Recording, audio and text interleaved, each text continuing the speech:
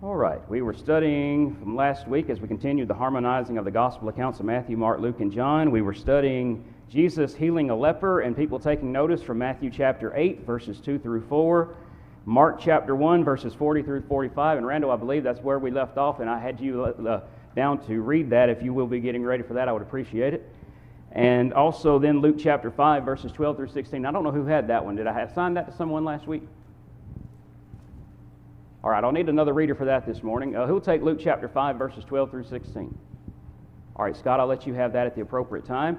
Remember, we're still dealing with the situation here of Jesus healing a leper and people taking notice to it. All right, let's go to Mark chapter 1, verses 40 through 45. And there come a leper to him, beseeching him, kneeling down to him, and said unto him, If thou wilt, thou canst make me clean. And Jesus, moved with compassion, put forth his hand, touched him, and said unto him, I will, be thou clean. And as soon as he had spoken, immediately the leprosy departed from him, and he was cleansed. And he straightly charged him, and forthwith sent him away. And said unto him, See thou say nothing to any man, but go thy way, show thyself to the priest, and offer for thy cleansing those things which Moses commanded, for a testimony unto them. But he went out and began to publish it much, and to blaze abroad the matter, insomuch that Jesus could no more openly enter into the city, but was without in the desert places, and they came to him from every quarter. All right, thank you very much. This is extremely familiar to Matthew chapter 8 as we studied last week. We talked a little bit about leprosy last week, of keeping in mind that this was a debilitating disease that no person would have wanted to contract. It still is in existence today. There are some people who suffer from leprosy today. Back then, there was no known cure to aid these individuals outside of a miracle. And that's what we find, that's what we find happening here, is that this leper comes up, and we talked about again, the fact that the leper is having close contact with Jesus in and of itself was an amazing thing, because they were isolated from the public population and they were considered unclean under the old law. And the fact that Jesus would be that close to him, and as we found out in verse 41 that he puts forth his hand and touches him, is absolutely amazing. Because I'll be honest with you, we don't know for sure, and I don't want to try to make more of it than necessary, but we don't know the last time that this man was touched by someone who didn't have leprosy. That would have been something, again, that most folks just would not do. It was so contagious and it was so debilitating, people didn't want to contract it themselves. But this man is begging, if thou wilt, thou canst make me clean. He shows a great amount of faith there in our Lord. Of course, Jesus has been out now performing miracles and out there preaching at different times. So he's obviously getting well known in the area, and the confidence of this leper is to be commended. The fact that Jesus again puts forth his hand, moved with compassion, and touched him, and saith unto him, I will, be thou clean, shows again the great heart of our Lord, and the fact that he showed a great amount of compassion and love for this man, and showed some just basic general kindness that this man might not have received by some others. And we mentioned last week, and I don't want to feel like I'm going too fast over this, but it's very similar, like I said, to what we studied in Matthew last week, so it's just basically a reminder to us of what we've already studied by large. But you notice that a true miracle, verse 42, happened immediately. There was no time of convalescence and healing. It was an immediate thing. Today, the individuals who try to claim that they can perform miracles are not able to do what Jesus could do. They are not able to do what the apostles could do when they were able to perform miracles either. If that is the case, then I still believe with all my heart, as many of those people that are out there today who believe that they can do such, why do we still have hospitals? Why do we still have funeral homes? Why do we have to go through any of those things if they're able to go out and heal people? But Jesus obviously had that power, being God in the flesh, and he was able to heal this man immediately. The leprosy departed from him and he was cleansed. I can just imagine the euphoria that this man must have had. Up until this point, he had no hope, basically. This was just something he was going to have to deal with until he died, probably. And now, all of a sudden, he is cleansed of every bit of it. What would be the first thing you think you might want to do? Go shout and tell everybody? I think you're probably about right. And that's what he was going to do too, but Jesus tried to get him not to at first. He straightly charged him and forthwith sent him away and said, See thou say nothing to any man, But go thy way, show thyself to the priests, and offer for thy cleansing those things which Moses commanded for a testimony unto them. And I think last Sunday we did go to Leviticus chapter 14, and we took a look at the scriptures there that showed that under the law of Moses, that was exactly what was required of a man being cleansed, was to do such. So Jesus does not want him to get sidetracked.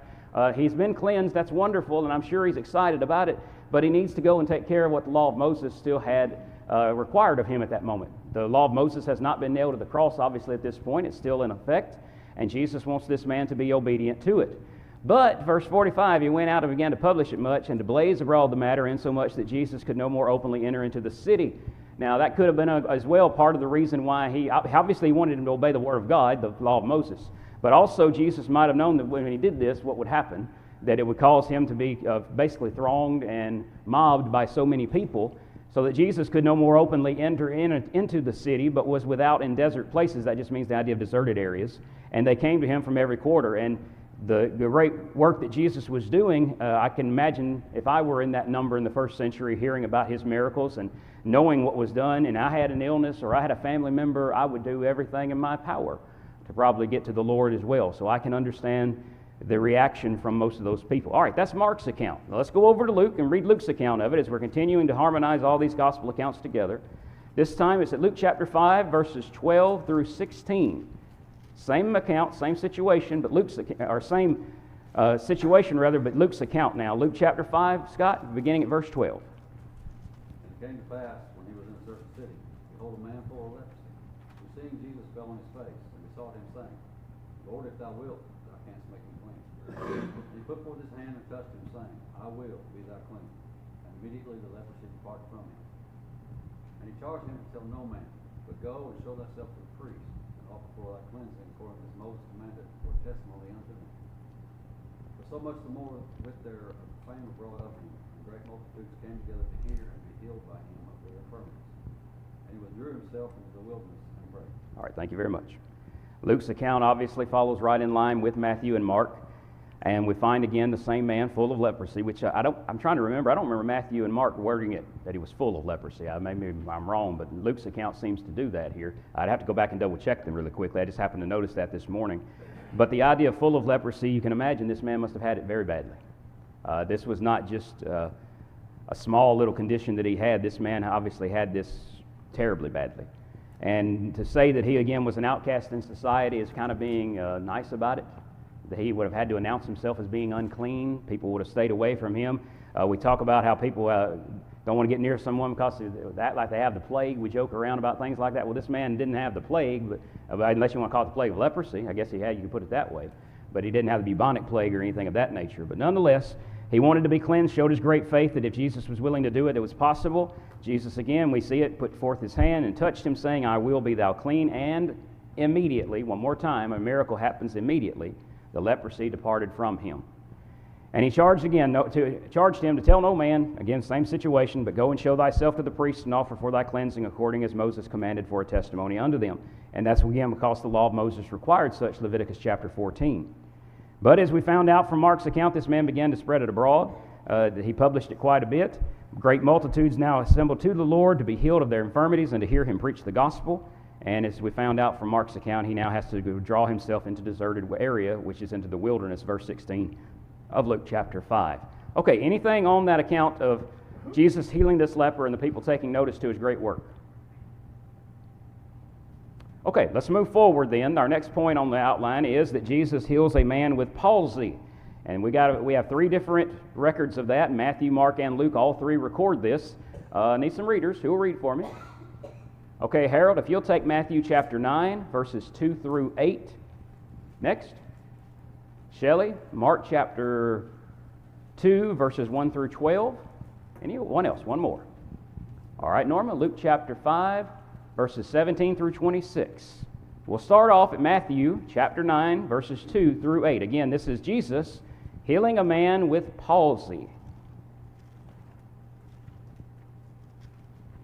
Go ahead, brother. And behold, they brought to him a man sick of the palsy, lying on a bed. And Jesus, seeing their faith, said unto the sick of the palsy, Son, be of good cheer, thy sins be forgiven. And behold, certain other scribes said within themselves, blasphemous. And Jesus, knowing their thoughts, said, Wherefore think ye evil in your hearts? For whether it is easier to say, Thy sins be forgiven thee, or to say, Arise and walk.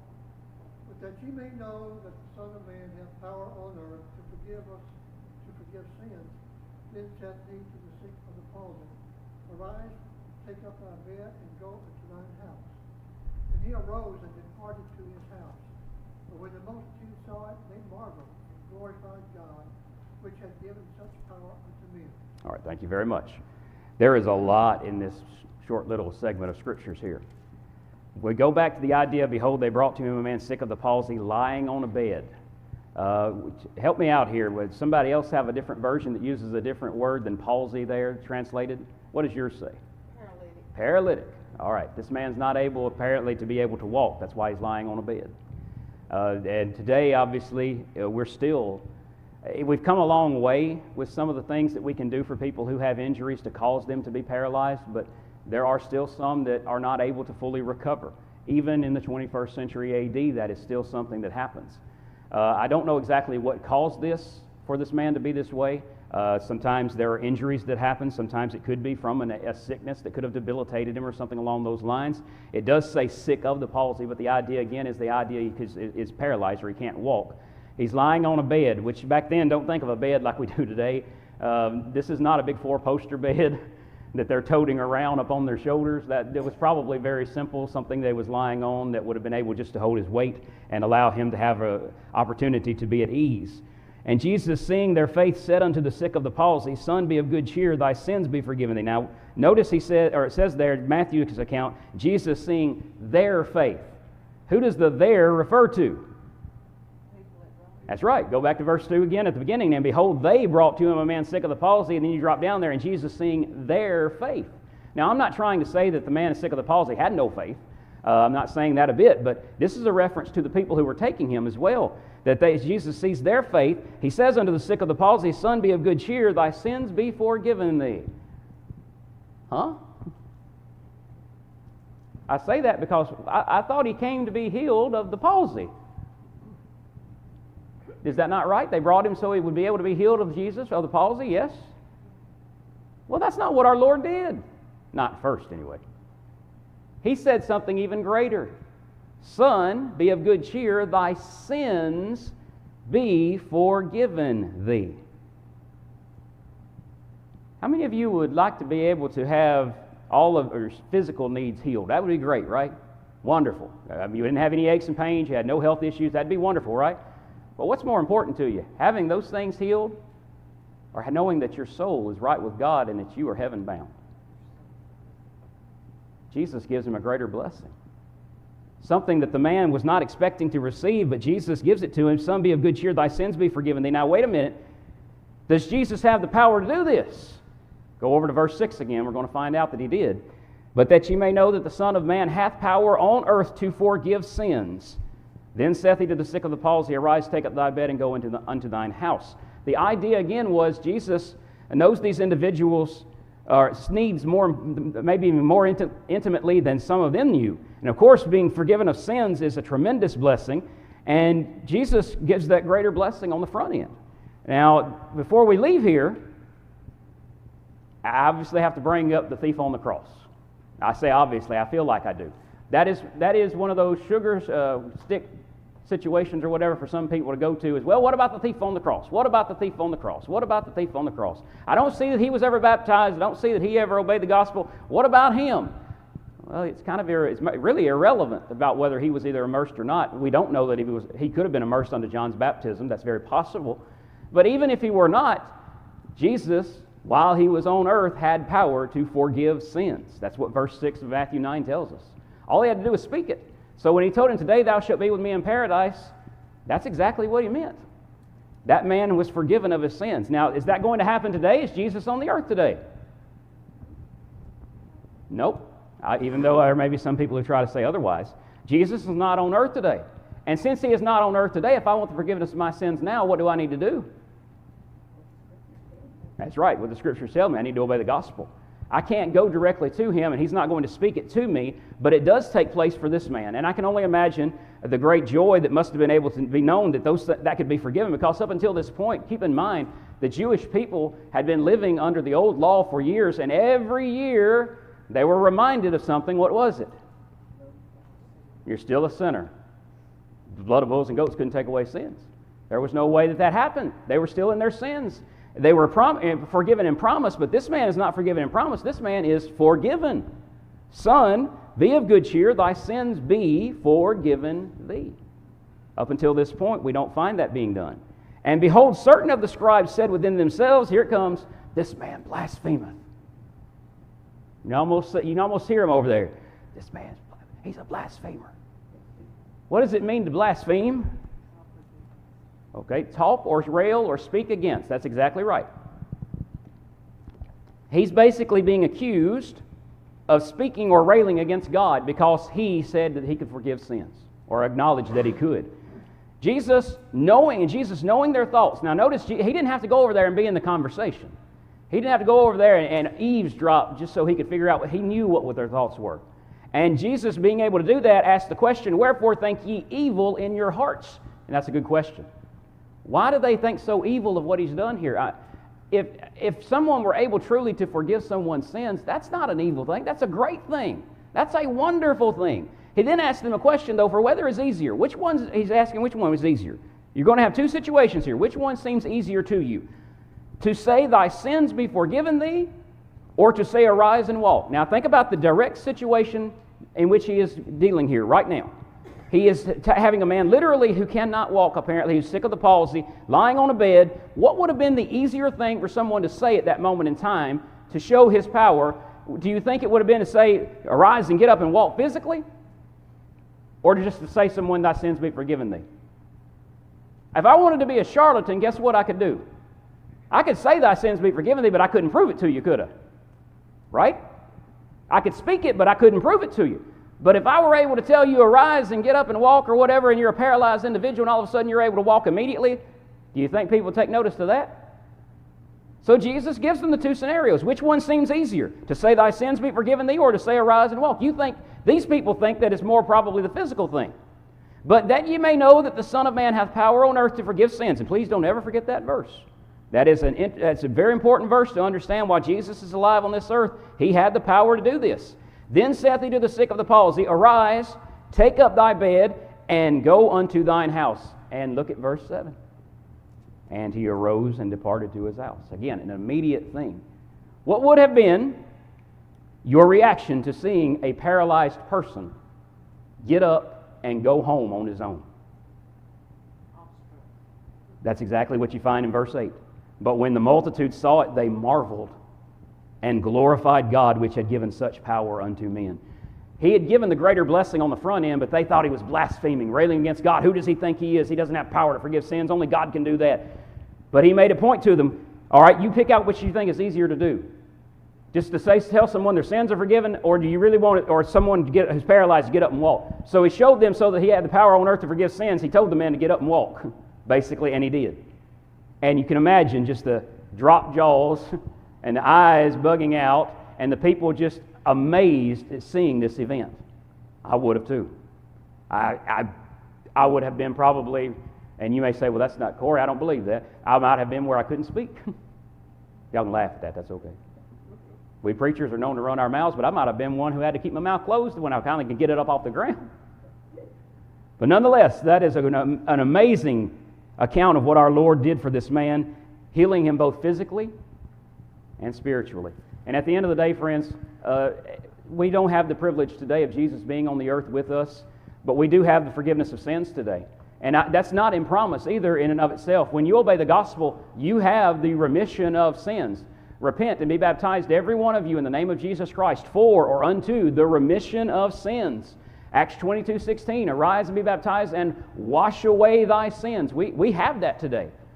Now, that's the greater blessing, and I would much rather have that than having the physical. Now, don't get me wrong. I'm not saying we shouldn't take care of our physical bodies, and that sometimes we don't need medicinal help and doctor's helps and things of that nature. But the greater is, again, the spiritual. Okay, let's move over to Mark's account, where we find, again, the same situation, but Mark's account of it. Mark chapter 2, Verses 1 through 12. And again he entered into Capernaum after some days, and it was noise that he was in the house. And straightway many were gathered together, insomuch that there was no room to receive them, no, not so much as about the door. And he preached the word unto them. And they came unto him, bringing him sick of the palsy, which was born of 4. And when they could not come nigh unto him for the press, they uncovered the roof where he was. And when they had broken it up, they let down the bed where the sick of the palsy lay. When Jesus saw the faith, he said unto the sick of the palsy, Son, thy sins be forgiven thee. But there were certain of the scribes sitting there, and reasoning in their hearts, Why doth this man thus speak blasphemies? Who can forgive sins but God only? And immediately when Jesus perceived in his spirit that so reasoned within themselves, he said unto them, Why reason ye these things in your hearts? Whether it is easier to say to the sick of the palsy, Thy sins be forgiven thee, or to say, Arise and take up thy bed and walk. But that ye may know that the Son of Man hath power on earth to forgive sins, he said to the sick of the palsy, I say unto thee, Arise and take up thy bed and go thy way into thy house. And immediately he arose, took up the bed, and went forth before them all, insomuch that they were all amazed and glorified God, saying, We never saw it on this fashion. All right, thank you very much. A little more detailed account here than what we have in Matthew. Mark gives us some information that we did not receive in Matthew's account. Now, don't get me wrong, there's nothing wrong with that. There's no difference in regard to the truth, but Mark gives us some more details that Matthew did not. We find here again he entered into Capernaum after some days, and when you think about Capernaum, you can kind of look at it from this point of view. Bethlehem was his birthplace, Nazareth was where he was reared, and Capernaum, if you wanted to say he had more of an adult city, that would probably be it. But nonetheless, it was noise that he was in the house. Again, we don't have internet back then, we don't have telephones back then, but friends, people spread news around. It got around.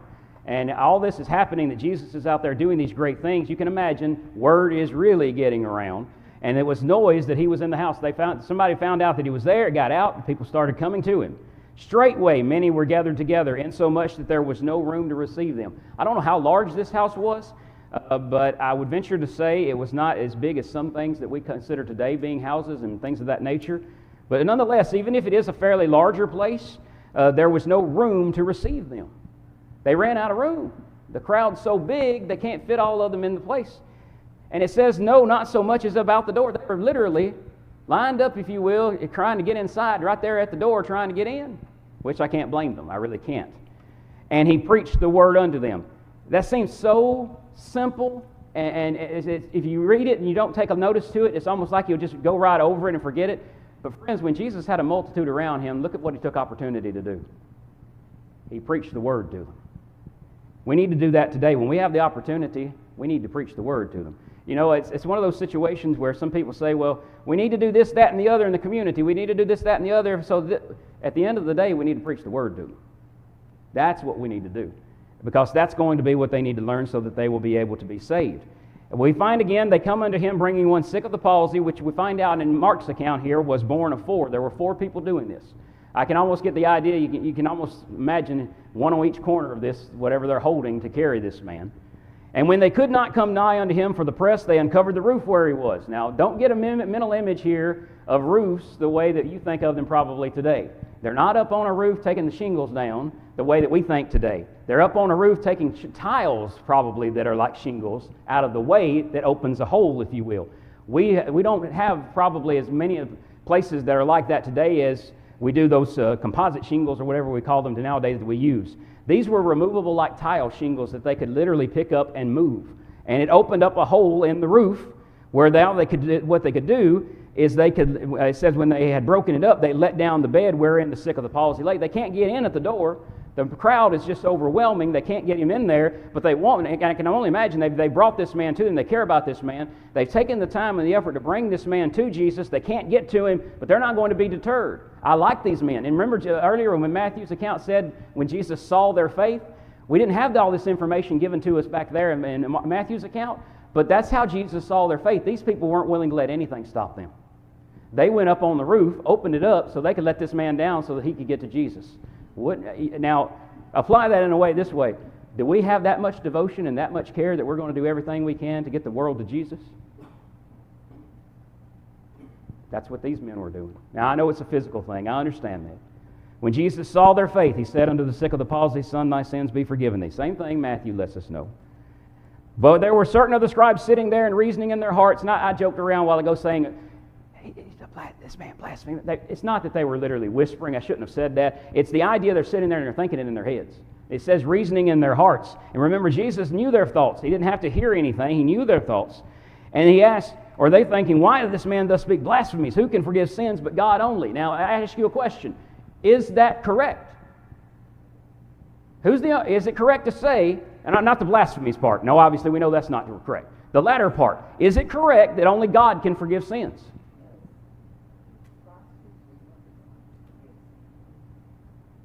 All right, I heard yes and no.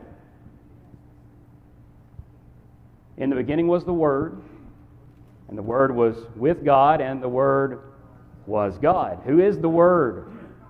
The Word became flesh and dwelt among us. John 1, 1 through 3, and then John 1, 14. Jesus is God. And that's so important about this here. We need to understand that when they say, who can forgive sins but God only, they don't realize they're standing right there in the very presence of God Himself. This is God in the flesh. This is the Godhood, or the Godhead in flesh.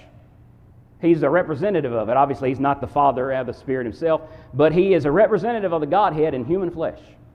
He has the power to do this because He is God. Which, by the way, the majority of people today, when they hear Jesus is the Son of God, they really don't understand what that means. And I'm not trying to be ugly about it. I'm just being honest. What do they think probably the Son of God means?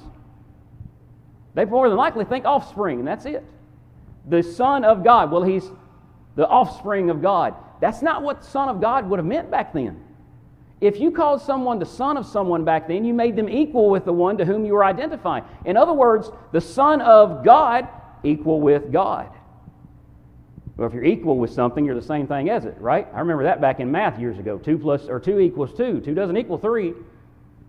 For it to be equal, they have to be the same thing on each side, right? God, God. But Jesus was also the Son of man. He was also equal with man. He put on flesh, John 1:14. So when we find this question, who can forgive sins but God only, in the thoughts of these individuals, they're not wrong in what they're thinking in regard to that fact that yes, God has that ability. The problem was they didn't realize in whose presence they really were. They were in the presence of God. And immediately when Jesus perceived in His Spirit that they so reasoned in themselves, He said unto them, why reason ye these things in your hearts? Whether is it easier to say to the sick of the palsy, thy sins be forgiven thee, or to say, arise and take up thy bed and walk? Again, what would have been to those people present there a more amazing thing to witness at that moment? Someone just speaks something and you can't prove it, or telling a paralyzed man to get up and walk and he did it. That would have been more impressive to them, no doubt. So, but that ye may know that the Son of Man hath power on earth to forgive sins. And by the way, look how He identifies Himself there. That's interesting. They're reasoning in their hearts, who can forgive sins but God only? But how did He identify Himself when He doesn't call Himself the Son of God here? He says the Son of Man. They needed to understand that even though He was a man, He still had that power to do such. He's God in the flesh. You may know that the Son of Man hath power on earth to forgive sins. He saith to the sick of the palsy, I say unto thee, arise and take up thy bed and go thy way into thine house. Mark's account gives us the record here that Matthew did not specify, but we see it there in Matthew anyway. And immediately he arose. A true miracle again. Not anything where medicine was used or any type of thing of that nature. It was a miracle. And immediately he arose, took up the bed, and went forth before them all, insomuch that they were all amazed and glorified God, saying, we never saw it on this fashion. Well, they hadn't. They'd never seen this before. This was new. This was brand new. They were amazed. They'd never seen a man who had the power on earth to forgive sins until a paralyzed man get up and walk. Never had seen that. All right, that's Luke or Mark's account. Let's take it to Luke. Luke chapter 5, verses 17 through 26. Again, same account, or same person, rather, Luke's account. Luke 5, beginning at verse 17. Yes, ma'am. And it happened on one of these days that He was teaching, and the Pharisees, the teachers of the law, were sitting, who had come out of every village of Galilee and Judea and Jerusalem, and the power of the Lord was there, that he might heal them. And behold, some men are carrying a man who was paralyzed on a cot, and they were seeking to bring him in and to place him in his sight. And having not found from that way that they might bring him in because of the crowd, they went up on the housetop and dropped him down through the tiles together with the cot in the middle before Jesus. And having seen their faith, he said to him, Man, your sins have been forgiven you. And the scribes and the Pharisees began to reason, saying, Who is this one who is speaking blasphemy? Who is able to forgive sin except God only? And Jesus, having fully known their reasonings, answered and said to them, What are you reasoning in your hearts? What is easier to say, Your sins have been forgiven to you? Or to say, Lift yourself up and walk? But in order that you may know that the Son of Man has authority upon the earth to forgive sins, he said to the one who had been paralyzed, I say to you, lift yourself up, and after you have taken up your cot, travel to your house. And instantly he stood up in their sight, after he lifted up that upon which he was reclining, and went away to his house, glorifying God. And verse 26, please. 26. And astonishment took all, and they were glorifying God, and they were filled with fear, saying, We have seen glorious things today. I like the way King James says that. We have seen strange things today. That's the idea. It was something they were amazed at seeing. This was not normal. They knew this was not normal, and they were amazed by it. All right, so Luke's account, very similar, obviously, to Matthew and Mark. The issue here, we're given a little bit more information, this time verse 17. It came to pass on a certain day as he was teaching that there were Pharisees and doctors of the law sitting by, which were come out of every town of Galilee and Judea and Jerusalem. We did not have them identified, I think, specifically in Matthew and Mark's accounts, but we do have them here. The same situation is existing. We have the four individuals bringing this man who's taken with a palsy. They could not get in because of the multitude, verse 19, just like what we found earlier. So they go up to the housetop, and they let him down through the tiling and into the midst before Jesus, where he could see him and be in his presence. And again, man, thy sins are forgiven thee. He says that after he sees the faith of these men. I have to be careful with this because, again, I'm not trying to say that the man sick of the palsy did not have faith. Obviously, I think he did. But there are some people today who want to say when you challenge them to be able to do some of these things they claim they can do and they're not able to do it, well, you just don't have enough faith. That's something that's one of the comebacks that you'll hear sometimes. Well, you just don't have enough faith. Okay, we don't know for sure the amount of faith that the man sick of the palsy had. Obviously, I think he did. But he saw the faith of these men who were bearing the Lord. Or not the Lord, the man. And with that being the case, if it were just the fact that it was these individuals' faith that he's talking about who were carrying this man, then it would not have mattered about the other man's faith in and of itself. By the way, does it make a difference whether or not if God's able to do something, does it matter whether one way or the other at the end of the day? I mean, we're not going to change what he's able to do, are we? He's able to do it. It doesn't matter whether I believe it or not believe it. He's still able to do it. Is that not true? Well, you have the situation here. There were a lot of unbelievers there who didn't think he could be able to do such a thing, but he could. Didn't change the fact. But nonetheless, you'll hear that sometimes from people who want to say they can do these things today. Well, you just don't have enough faith. Well, nonetheless, this man's forgiven of his sins again. Same idea. They accuse him in their minds of blaspheming, and who can forgive sins but God alone? They still don't seem to understand, obviously, that they're in the presence of God. And Jesus calls them out on it, same situation, whether it's easier to say, thy sins be forgiven thee, or to say, rise up and walk. But that you may know that the Son of Man hath power upon earth to forgive sins. That's 3 times, by the way. 3 different times that we have that recorded for us in Scripture.